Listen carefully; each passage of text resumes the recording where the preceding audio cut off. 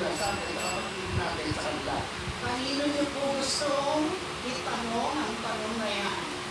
Wala po marami pong nagano sa partners, si Senator Manny Pacquiao, at saka yung gusto pa po. Sinong gustong sumagot sa tanong? Okay, Mayor Isko. Thank you, Madam Moderator.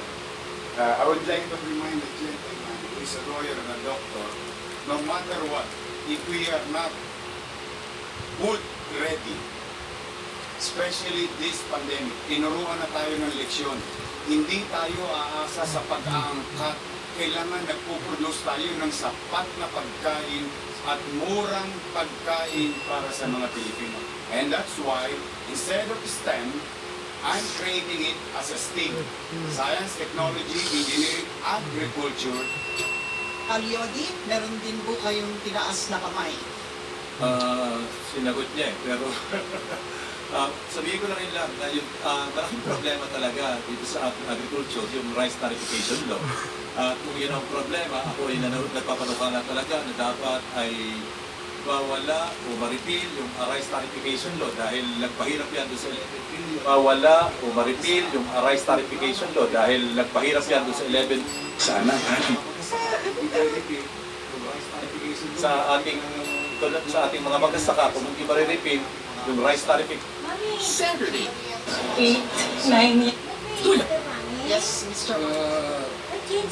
Sa ating pagdating sa yung tungkol sa rice verification, dapat po handa ang ating pamahalaan na yung 4 million na lupain na pagsakaan ng pagtaniman ng palay ay dapat yung 3 million na hindi pa irrigated land, dapat ang gobyerno pagdaanan ng pondo para sa ganun hindi na tayo aasa sa pag-amba ng bigas sa ibang bansa.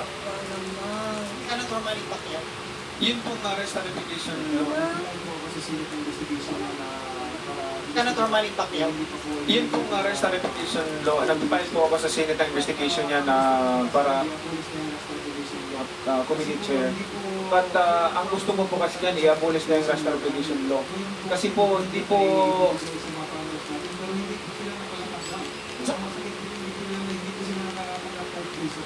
Yun po ang aking gusto na i-abolish na lang po. Lamang po yan. Dahil mahirap po yan. Salamat po. Alright, follow-up question na lang po from the moderator.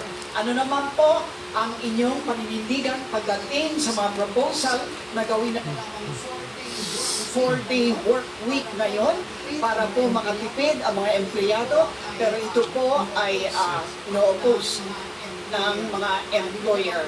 Maaari po bang marinig, Senator Ping Lacson, na hindi pa po na nagsasalita sa issue? Ako po sumusuporta ako doon dahil sa mahal ng gasolina, imagine na lang yung isang araw na magtitipid yung papunta, pati yung mga nagkukompute, hindi na mamamasahe.